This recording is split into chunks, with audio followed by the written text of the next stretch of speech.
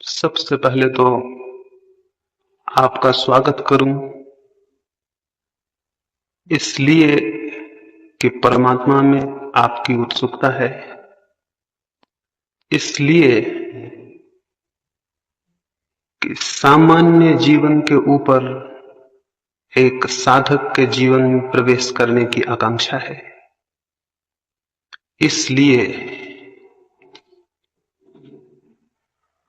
कि संसार के अतिरिक्त सत्य को पाने की प्यास है। सौभाग्य है उन लोगों का जो सत्य के लिए प्यासे हो सके।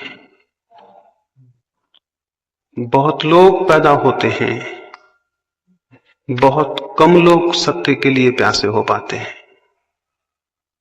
सत्य का मिलना तो बहुत बड़ा सौभाग्य है, सत्य की प्यास होना भी उतना ही बड़ा सौभाग्य है। सत्य ना भी मिले तो कोई हर्ज नहीं, लेकिन सत्य की प्यास ही पैदा ना हो तो बहुत बड़ा हर्ज है। सत्य यदि ना मिले तो मैंने कहा कोई हर्ज नहीं, हमने चाहा था और हमने प्रयास किया था, हम श्रम किए थे और हमने आकांक्षा की थी, हमने संकल्प बांधा था और हमने जो हमसे बन सकता था वो किया था। और यदि सत्य ना मिले तो कोई हर्ज नहीं, लेकिन सत्य की प्यास ही हम में पैदा ना हो तो जीवन बहुत दुर्भाग्य से भर जाता है।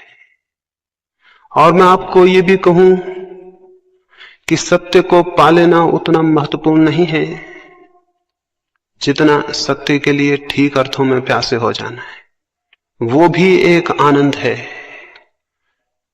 जो क्षुद्र के लिए प्यासा होता है वो क्षुद्र को पाकर भी आनंद उपलब्ध नहीं करता, और जो विराट के लिए प्यासा होता है वो उसे ना भी पा सके तो भी आनंद से भर जाता है।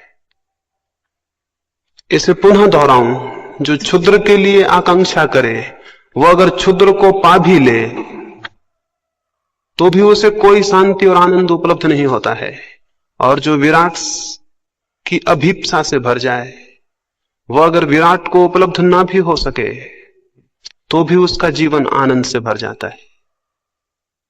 जिन अर्थों में हम श्रेष्ठ की कामना करने लगते हैं उन्हीं अर्थों में हमारे भीतर कोई श्रेष्ठ पैदा होने लगता है।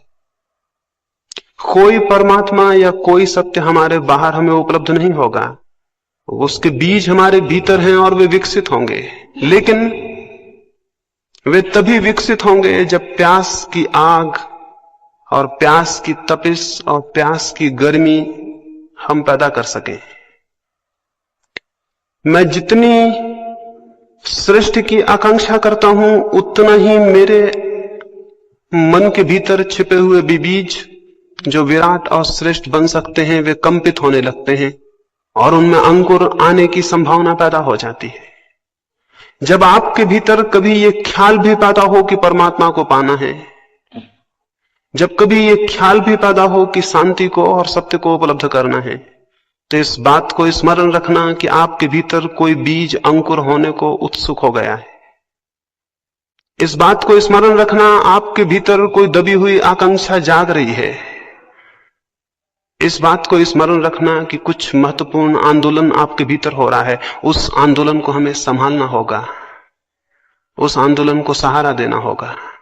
क्योंकि बीज अकेला अंकुर बन जाए इतना ही काफी नहीं है, और भी बहुत सी सुरक्षाएं जरूरी हैं।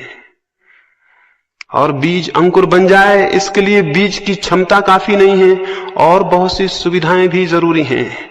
जमीन पर बहुत बीज पैदा होते हैं लेकिन बहुत कम बीज वृक्ष बन पाते हैं।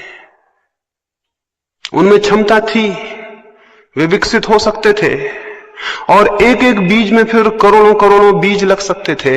एक छोटे से बीज में इतनी शक्ति है कि पूरा जंगल उससे पैदा हो जाए। एक छोटे से बीज में इतनी शक्ति है कि सारी जमीन पर पौधे उससे पैदा हो जाएं। लेकिन यह भी हो सकता है इतनी विराट क्षमता, इतनी विराट शक्ति का वो बीज नष्ट हो जाए और उसमें कुछ भी पैदा ना हो। एक बीज की ये क्षमता है, एक मनुष्य की तो क्षमता और भी बहुत ज्यादा है। एक बीज से इतना बड़ा विराट विकास हो सकता है। एक पत्थर के छोटे से टुकड़े से